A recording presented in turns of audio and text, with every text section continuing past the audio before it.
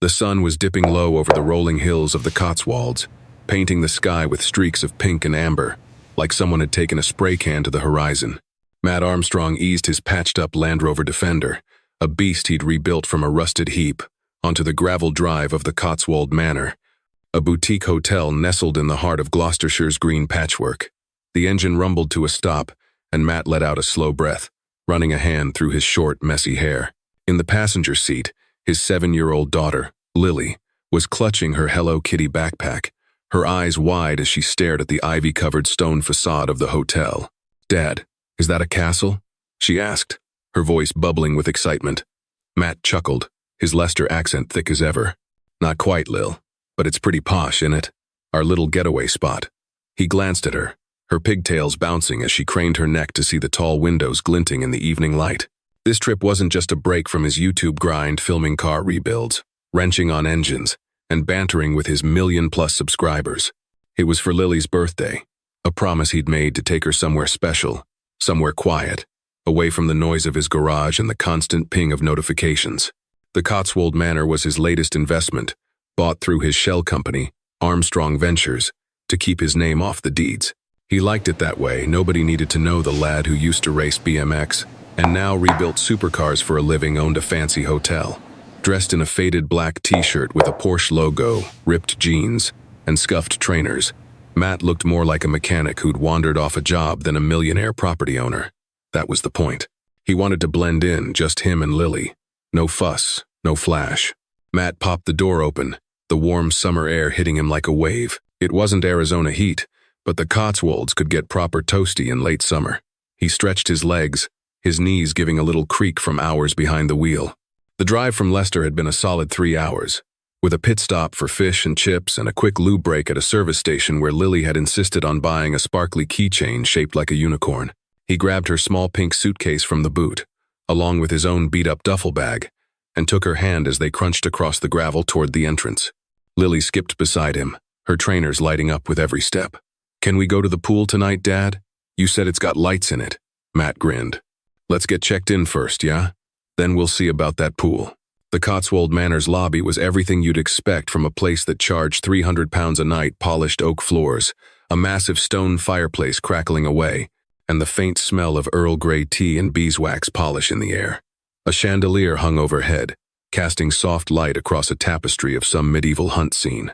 Lily's eyes went straight to a glass wall with water trickling down it, like a mini waterfall. "Dad, look! It's like a fountain inside," she squealed, tugging his arm. Matt laughed. "Told you it was proper fancy, didn't I?" At the front desk, 3 staff members were busy. 2 blokes in crisp white shirts were chatting about last night's football match, one scrolling on his phone, chuckling at a meme. The third, a young woman with sleek blonde hair and a name tag reading Chloe, looked up as Matt approached. Her smile was tight, more professional than warm, and her eyes flicked over him. Jeans, t-shirt, scruffy trainers, and then to Lily, who was clutching her backpack like it was a teddy bear. Matt gave a friendly nod. "All right, mate, checking in. Should be under Armstrong Ventures. Name's Matt Armstrong." Chloe's smile faltered, her manicured fingers pausing over the keyboard. She looked him up and down again, like she was trying to figure out if he'd wandered into the wrong place. "Do you have a confirmation number?" she asked, her tone clipped, not quite meeting his eyes. Matt raised an eyebrow, keeping his voice light. "Shouldn't need one, love. I booked it through the firm. Deluxe suite, 5 nights. Just me and my girl here." He patted Lily's head, and she grinned up at him. Chloe's lips pressed into a thin line. "One moment, please," she said, her fingers tapping the keyboard with a bit too much force. She glanced at him again, then at the screen, her expression shifting to something like annoyance. After a few seconds, she sighed. "I'm sorry, sir, but we're fully booked this week. There must have been a mix-up." Matt blinked, his brain doing a quick double take. "Fully booked? Nah, that's not right. I booked this myself last week. Deluxe suite, top floor, view of the hills." Chloe shrugged, already looking past him to a couple approaching the desk, 2 posh types in tailored blazers, wheeling Louis Vuitton suitcases. "It happens," she said, her tone dismissive. "You could try the motel down the road. They might have a room." Lily's face fell, her grip tightening on her backpack. "Dad?" she whispered, her voice small. Matt glanced down at her, then back at Chloe, his jaw tightening just a fraction. "Can you double-check, please?" he asked, still calm. But there was an edge to his voice now, the kind that came from years of dealing with dodgy mechanics and shifty suppliers. Chloe didn't even look at the screen again. She waved over the posh couple, her smile suddenly bright as a spotlight. "Welcome to Cotswold Manor. Checking in?" she chirped, like Matt and Lily had vanished. The couple nodded, handing over their IDs, and within seconds, Chloe was handing them key cards with a flourish, calling a bellhop to grab their bags. Matt stepped back, his hand still on Lily's shoulder. He wasn't angry yet, but he felt that familiar itch, the one he got when a car's engine wasn't firing right, and you knew it wasn't the spark plugs but something deeper, something someone didn't want to admit was broken. "Come on, Lil," he said softly, leading her to a plush leather sofa near the waterfall wall. "Let's have a sit for a minute." Lily plopped down, her trainers dangling above the floor. "Did they lose our room, Dad?" she asked, her brow furrowing. Matt forced a grin, ruffling her hair. "Nah, they didn't lose it. They just need a bit of a tune-up, that's all." He sat back, watching the lobby like he was diagnosing a busted gearbox. The posh couple sailed toward the lift, the bellhop trailing with their fancy luggage. The same bellhop gave Matt a quick glance up, down, then away, like he wasn't worth a second look. Matt didn't say a word, but he saw it. He saw everything. Lily kicked her legs against the sofa, hugging her backpack. "Why didn't she check the computer again?" she asked, her voice curious but quiet. Matt leaned back, his arms crossed. "Sometimes, Lil, people look at you and think they've got you all figured out, like they see a bloke in old jeans and reckon he's not meant to be here." Lily tilted her head, her pigtails swinging. "But you're not just a bloke. You fix cars on YouTube, and you own this place." Matt chuckled, but it didn't quite reach his eyes. "Yeah? Well, they don't know that bit, do they? That's the fun part." He pulled out his phone, scrolling to his assistant's number. Lisa had been with him since his channel took off, handling the boring stuff like contracts and bookings so he could focus on wrenching and filming. He tapped out a quick message. "At Cotswold Manor with Lily. They're saying it's full. Can you check the booking? Should be under Armstrong Ventures, Suite 401. He hit send and leaned back, watching Chloe at the desk. She was laughing now, chatting with one of the other staff about some reality show, completely ignoring the family who'd just walked in, a mum, dad, and 2 kids, dressed nice but not flashy, maybe on a weekend trip from Birmingham. His phone buzzed almost immediately. "Booking confirmed. Suite 401, 5 nights, deluxe. It's in the system. Want me to call the GM?" Matt read the message, his thumb hovering over the reply button. He glanced at Chloe, who was now handing key cards to the Birmingham family, but her smile was less enthusiastic than it had been for the posh couple. He typed back, "Nah, let's give 'em one more go." He stood, stretching his arms like he was about to dive under a car bonnet. "Right, Lil. Stay here for a sec. Keep an eye on that waterfall, yeah?" Lily nodded, pulling out her sparkly unicorn keychain and twirling it in her fingers. Matt walked back to the desk, his trainers squeaking slightly on the oak floor. Chloe was alone now, the other staff off doing something else. She looked up, her smile fading as she saw him. "Sir, I already told you, we're full," she said, her voice flat, like she was reading a script. Matt leaned on the counter, his tone easy but firm, like he was explaining why a carburetor wasn't the issue. "Yeah, I heard you, love, but I need you to do me a favor. Type in Armstrong Ventures. Check the reservations. Suite 401. Should be there." Chloe's eyes narrowed, her fingers hovering over the keyboard like she was debating whether to humor him. "I already checked," she said, her voice sharper now. Matt didn't blink. "Humor me. Takes 2 seconds." There was a pause, the kind of silence you get when 2 people know something's about to shift. Chloe sighed, rolled her eyes just enough to be noticeable, and started typing. Her fingers moved fast, then slowed. Her eyes flicked to the screen, then back to Matt, then back to the screen. For a split second, her face changed, her lips parted, her eyebrows twitched, like she'd just found a dodgy wire in an engine bay. Then she clicked out of the screen, her expression snapping back to neutral. "Nope, nothing," she said too quickly. "Like I said, we're full." Matt tilted his head, studying her like he was sizing up a bent chassis. "All right," he said, stepping back. "Cheers for checking." He didn't argue, didn't raise his voice.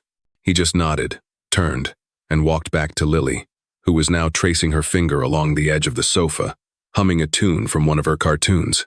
Did they find it? She asked, looking up. Matt sat down, pulling her close. Not yet, Lil, but don't you worry. Your old man's got this. He pulled out his phone again, this time dialing Lisa. All right, mate, he said when she picked up. I'm at the manor with Lily. They're telling me the place is full. Yeah, I know. Proper ironic, innit? Can you double-check the booking file? Nothing fancy. Just confirm it's there. He paused, listening. Yeah, under Armstrong Ventures. Suite 401. I'll wait.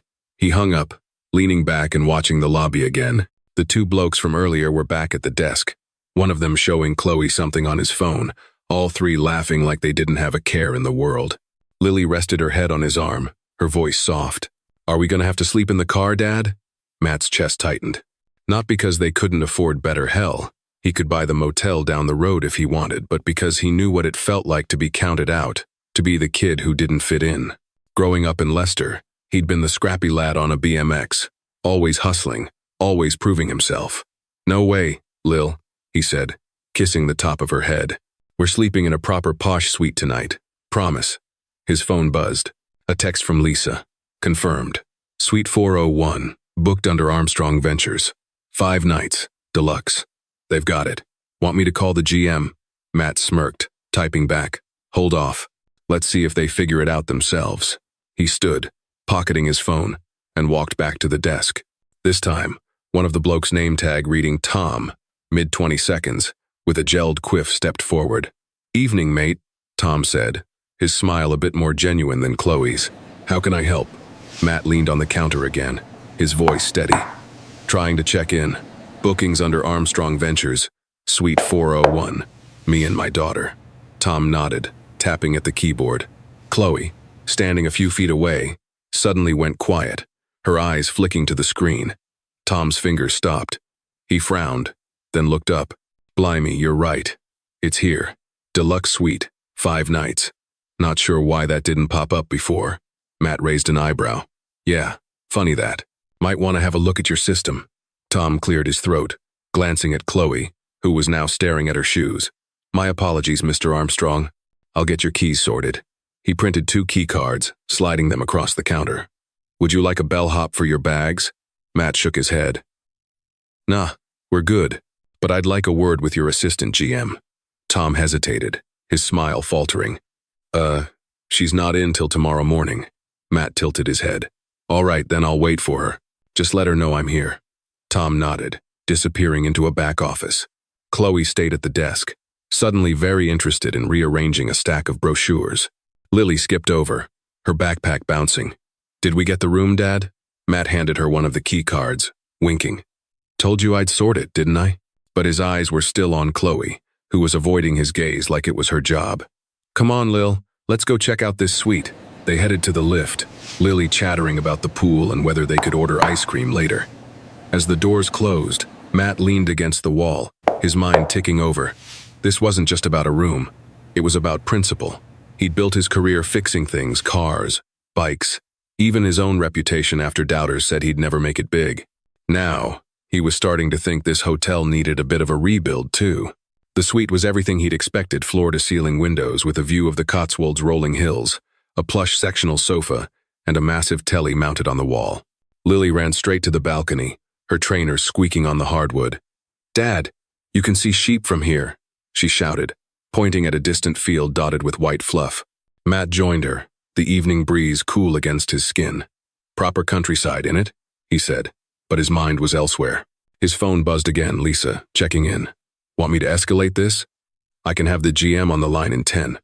Matt typed back. Nah, let's see how they handle it. I'm here till Friday. He put the phone down, watching Lily bounce around the room, already flipping through the room service menu. Can we get chips, Dad? And ice cream? She asked, her eyes sparkling. Matt laughed. You're gonna bankrupt me, kid. But he was already thinking about tomorrow, about what he'd seen in that lobby, and what he was going to do about it. Because Matt Armstrong didn't just fix cars, he fixed problems. And this place, it had a problem. The morning sun spilled over the Cotswolds, casting a golden glow across the dew-soaked hills, the kind of light that made you want to chuck your phone in a drawer and just breathe.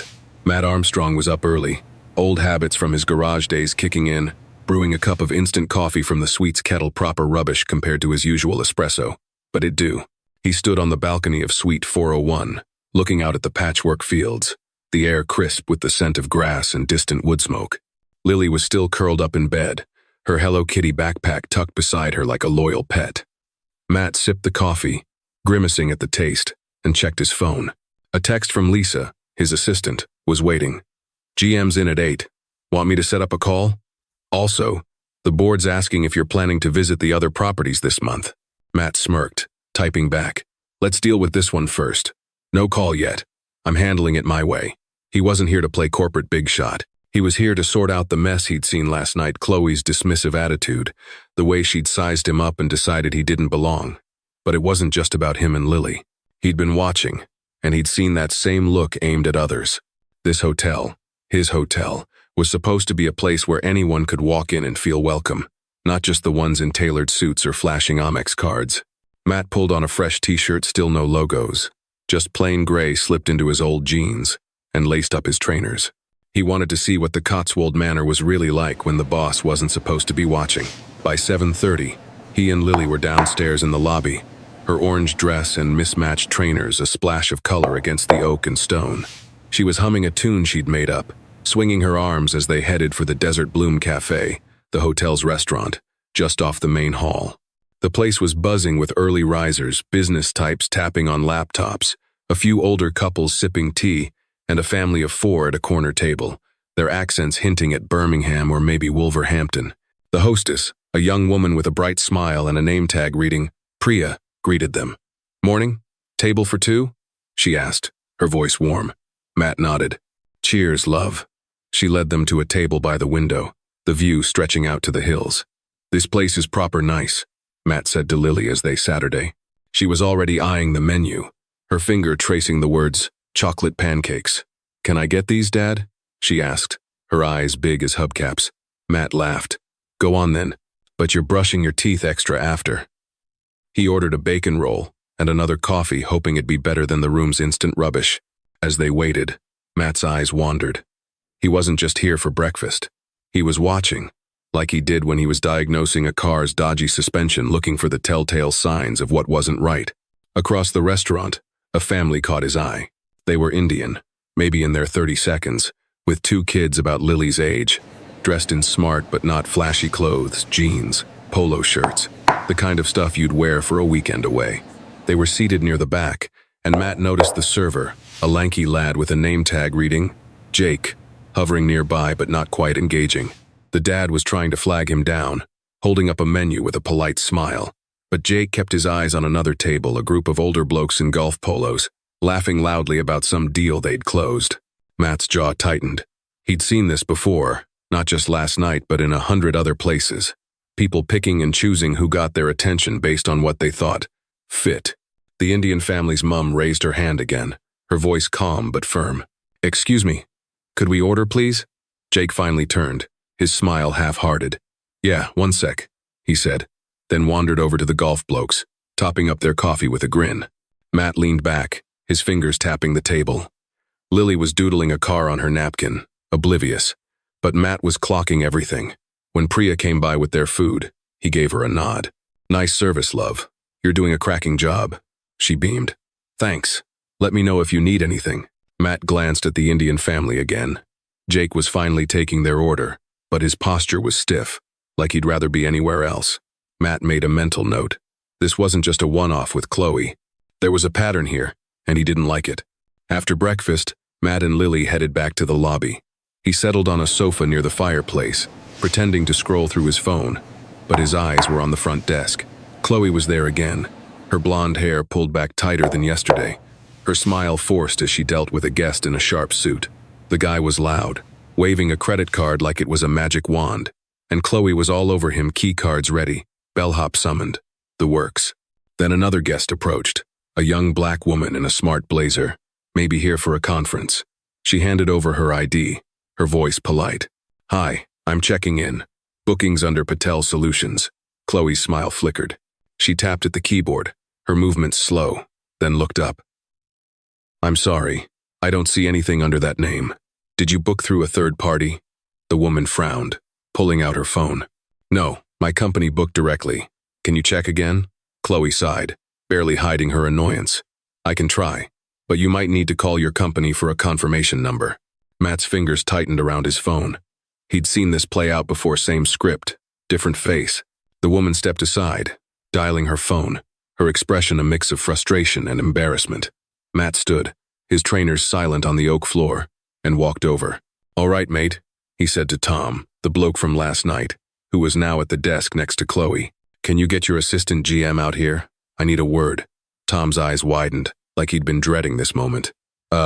Amelia's in a meeting, but I can check if she's free. Matt turned to Chloe, his voice calm but sharp, like he was pointing out a loose bolt. You sure you checked that lady's booking properly? Seems like your system's got a habit of losing things. Chloe's face paled, her hands freezing on the keyboard. I checked, she stammered. Matt didn't blink. Yeah? Do it again. Patel Solutions. Should be a corporate booking. Tom jumped in, his fingers flying over his own keyboard. Got it. Standard King. Booked last week. My apologies, miss, he said to the woman, who was still on her phone. She looked up, surprised, then nodded. Thank you. Matt turned to the woman. What's your company, if you don't mind me asking? She hesitated, then said, Patel Solutions. We're here for a tech conference. Matt nodded. Thought so. I approved that contract myself. I'm Matt Armstrong, by the way. This place is mine. The woman's eyes widened. Chloe froze, her face like she'd just dropped a spanner in an engine bay. Tom nearly knocked over his coffee mug. Matt kept his voice even. You saw my name yesterday, Chloe. You saw me and my girl. Decided we didn't fit. Now this lady, who's here on proper business, gets the same treatment. Funny how that keeps happening. Silence hung heavy, like the air before a storm. Matt stepped back. I don't want excuses. I want Amelia out here now, and I want this lady's check-in sorted in the next 5 minutes. He waved Priya over from the restaurant. Can you help her get settled, love? Priya nodded, her smile kind. Of course. She led the woman toward the lift, leaving Chloe and Tom standing there, looking like they'd just been caught nicking biscuits. Matt sat back down next to Lily, who was watching a cartoon on her tablet, her headphones muffling the lobby's hum. Did you fix it again, Dad? She asked, pulling one headphone off. Matt sipped his coffee, now cold. Working on it, Lil. But this wasn't just about fixing a booking. This was about tearing out the rot. By noon, the lobby was buzzing with whispers. Staff were glancing at Matt, some with curiosity, others with nerves. The barista at the cafe offered him a free latte, no questions asked. A bellhop who'd ignored him yesterday gave a quick nod as he passed. Matt didn't care about the attention. He wasn't here to be the big man. He was here to make sure this place ran the way he'd meant it to when he bought it. A place where anyone could walk in and feel at home, not just the ones who looked like they belonged in a country club. He and Lily spent the early afternoon by the pool, her splashing in the shallow end, chasing a neon green pool noodle like it was the best thing since sliced bread. Matt lounged poolside, his sunglasses on, but his eyes were still scanning. A group of staff passed by, their voices low. He caught snippets his name, Chloe's, something about a meeting. Good. Let them talk. Let them know someone was watching. His phone buzzed at 2:30. A text from Lisa. Amelia's in the executive lounge. Ready when you are. Matt dried his hands on a towel, called Lily over, and handed her a bag of crisps from the cafe. Right, Lil. I've got a quick chat to do. Want to hang in the room with your cartoons? She nodded, her mouth full. Can I watch Spider-Man? Matt grinned. Go for it, kid. He walked to the lounge, a sleek room with leather armchairs and a view of the gardens. Amelia was there, a woman in her 40s with short dark hair and a blazer, looking like she'd been up all night prepping for this. Next to her was a man in his 50s, balding, in a sharp suit with no tie. His name tag read, Gordon, Regional Director. Matt raised an eyebrow. They'd called in the big guns from London. Mr. Armstrong, Amelia said, standing, her voice steady but nervous. Thank you for meeting us. Matt shook her hand, then Gordon's, who gave a firm grip. Pleasure, Matt. Flew in from London this morning after Amelia filled me in. I'm sorry about the mix-up. Matt sat leaning back, his arms crossed. Mix-up? That's what we're calling it? Gordon shifted in his seat. I've read the report. It's unacceptable, and we're addressing it. Matt tilted his head. Good, 'cause this ain't about a dodgy booking system. It's about your people choosing who gets a room and who gets the boot based on what they look like. Amelia nodded quickly. I've spoken with Chloe. She's on administrative leave pending a review. Matt held up a hand. I don't care about one person. I care about the pattern. Yesterday, it was me and my girl. Today, it was that lady from Patel Solutions. And I saw it again at breakfast with a family who didn't get a server's attention because they didn't look right. This ain't a one-off, mate. It's a problem. Gordon cleared his throat. We're reviewing our training protocols, ensuring everyone's up to speed on anti-bias. Matt cut him off. I don't want a PowerPoint, Gordon. I want real change. You know what I do for a living? I fix things. Cars, bikes, whatever. You don't fix a busted engine by reading a manual. You get your hands dirty, find the fault, and rip it out. He leaned forward, his voice low but firm, like he was explaining why a clutch was slipping. This hotel's mine. I bought it to be a place where anyone bloke in trainers, family in polos, doesn't matter, feels welcome. If your staff are picking and choosing who gets respect, that's not a training issue. That's a culture issue. And that starts with you. Amelia swallowed, nodding. We hear you, Mr. Armstrong. I've scheduled a mandatory staff meeting tomorrow to address this head-on. Matt shook his head. Not tomorrow. Today. And not some corporate nonsense. I want names, details, real talk. Make it a case study. Show your team what happened, who it hurt, and what's at stake. Gordon nodded slowly. We can do that. And we'll follow up with every guest who's been affected, personally, with an apology. Matt stood, his trainers scuffing the carpet. Good. But don't just apologize. Fix it. And Amelia, you seem like you know what you're doing. Don't let your team drag you down. He turned to Gordon. And next time your staff try to shove someone out the door, make sure it's not the bloke who signs their paychecks. He walked out, leaving them in silence. Back in the lift, Matt exhaled, his shoulders loosening. It wasn't about power or ego. It was about making sure Lily grew up in a world where people weren't judged by their trainers or their accent. The next morning, the lobby felt different. The air was still thick with cedar and Earl Grey, but the staff moved with a new energy. Tom greeted Matt with a nod. No nerves this time, just respect. Morning, Mr. Armstrong. Hope Lily enjoyed the pool. Matt grinned. She's still banging on about it. Priya, the hostess, caught him as he passed the restaurant. Heard what you did, she said quietly. Means a lot to some of us. Matt shrugged. Just doing what's right, love. He and Lily spent the day exploring the grounds, her skipping along the stone paths, pointing out squirrels and wildflowers. Matt watched the staff, saw the glances, the straighter postures, the quicker smiles. He wasn't done fixing things, not by a long shot, but for now, he'd put a spanner in the works. And that was enough to start.